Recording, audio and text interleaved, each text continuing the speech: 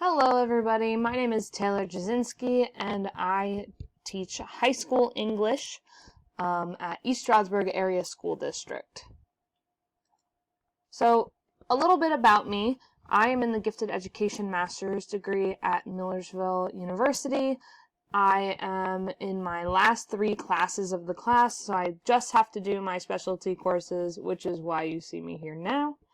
I teach in East Stroudsburg, fun fact. This is where I actually went to school. So I graduated from the East Stroudsburg Area School District, and I decided to go back. This year I'm teaching 9th grade and 12th grade English. This will be my 5th year teaching overall.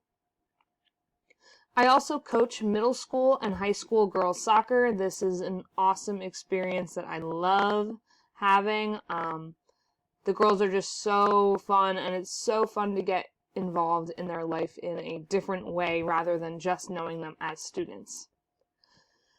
A fun fact about me, this is day 232 as of recording this of running 1 mile every day. My current goal is to make it to 1 year straight of running every single day, and I am well on my way to that. I was identified gifted when I was in high school, and therefore I was inspired to be a teacher by my own teachers, and thus I also wanted to be a gifted education major by my own teachers. That little cat that you can see in the picture of me, that is my son, Corn on the Cob. Yes, that is his whole government name. Yes, he does recognize it. So that is my cat. I love him very much. In terms of my prior experience with online teaching, I did have my undergrad during COVID, so when I was a junior, we went to completely online classes where none of my teachers knew how to do anything, except for share their screens and then occasionally get kicked off of Zoom calls. So there was clearly a learning curve when it came to that. My student teaching, we actually taught half the students online each day, and then half of the students in person each day, and they would switch. That was a little interesting because it was hard to discuss things with both groups, but I do think that helped me kind of be a better online teacher. We have had only a couple of flexible instruction days in my district and in my district before this one, where I oftentimes ended up really leading the discussion and my students would log off or go and do independent work, and I would be there as kind of a backboard to bounce ideas off of or to ask for help.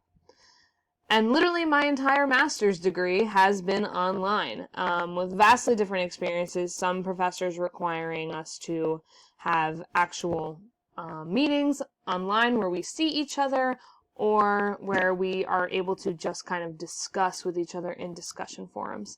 So there's been a vastly different experience in many of my different classes. I would say I have a good amount of prior experience, more than maybe some other people do, but I don't think that it's enough to necessarily say that I would be a successful or effective online teacher. But in terms of pros and cons, the things that I think I would be good at versus the things I would think I would not be so good at, I think I have a lot of patience, and this comes from working with 9th graders and middle schoolers for my first job. I can explain pretty much any content, platform, or anything. If we're having an issue with stuff, I can pretty much explain how to get there. And I am able to help calmly in a crisis, so if somebody's having a meltdown because something's not working, I am able to help them, and I am generally pretty good at making sure that I am also calm.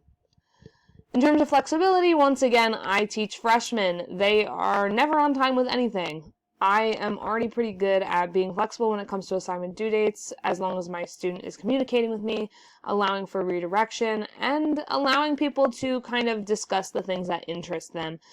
This is important when it comes to motivation, which I do struggle with, but I am generally pretty good at allowing students to do what they're interested in. In terms of things that I think I could probably improve upon, my organization, I am not type A. I'm not type A in the classroom, I'm not type A in my regular life.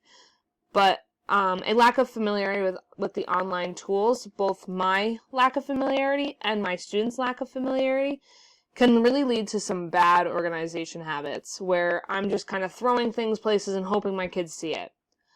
And a lack of organization also makes it more difficult to chunk information in order to better help my students complete tasks. If I'm not aware of what the steps are that they have to take, and I'm not organized with what steps they need to take in what order, then they are going to struggle with completing their tasks, especially those students who do need shorter instructions when it comes to doing so.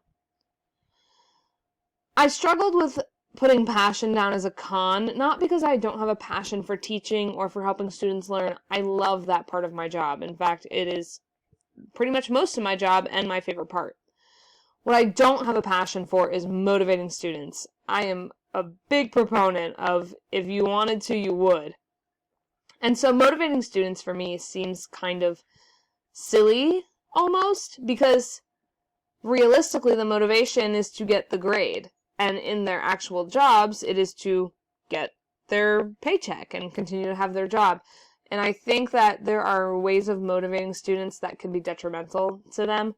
But I need to improve on the way that I motivate them and kind of convince them to participate in their learning as we go online or as we move to an online format. I also believe I will struggle connecting to students in an online format. One of the recommendations for dealing with this passion and motivating students is to connect with them really early. However, I believe it will be a struggle to get children to open up online in a way that their entire cohort is able to see. And that is where the connection really happens. And so I think that that would be a struggle for me to really try to get to know them in that time. So for the online standards, there were two that really stuck out to me that seemed important and more difficult to implement than the other ones. The first one for me would be community building. I think it's a lot easier in person to get people to care about others when they can actually see each other's faces and they're not hiding behind a screen. I also think it would be difficult to create learner-centered activities online. In my experience, I have pretty much mostly stuck to teacher says some things and tells the kids what to do, and then they go off and they do their work on their own or in small groups. This might not work for a number of children, and so it would be more difficult to make those activities more learner-centered. I also think it would be difficult to do student-to-student communication channels. They are not honest with each other when they know I can see it. Or ninth graders are not nice to each other when they know I can see it either. So I struggle with allowing my students to have open communication channels to each other in the event that a student says something really horrible, because high schoolers are prone to doing that, about another student. Learner engagement.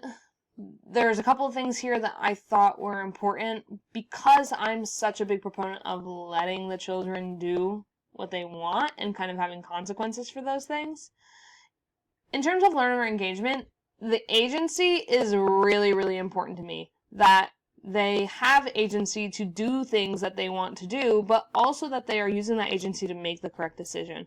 I think it could be really difficult to get students to make the right choices, especially in an online learning environment where there aren't really any consequences, except for maybe a poor grade in class, to not doing what you're supposed to be doing. Not to mention the digital limitations that come along with online teaching. I'm not there in front of the student to point out something that they need to literally do. It relies on them showing me something rather than me walking around and actually monitoring them in the way that I'm used to. Challenges. I feel like I've been talking about challenges the whole time, but of course with anything that is new and that people are trying to learn, there are always going to be more and more challenges. Number one is going to be time. I already have a very busy schedule when it comes to both my personal life and my teaching life. In teaching, I have a certain number of things that I have to do, and if we're using our time to learn a new place of technology education, then we are using that time that could be better spent on some reading or writing ability or something. Not to mention, I'm already going to spend more time making adaptations for my students who have IEPs, or students who maybe don't have internet at home, or anything of the sort. I have to adapt my current lessons to the online format. And of course, there'll always be a learning curve of technology, and that will cause more time-based issues. And the other thing I'm really concerned about is student issues.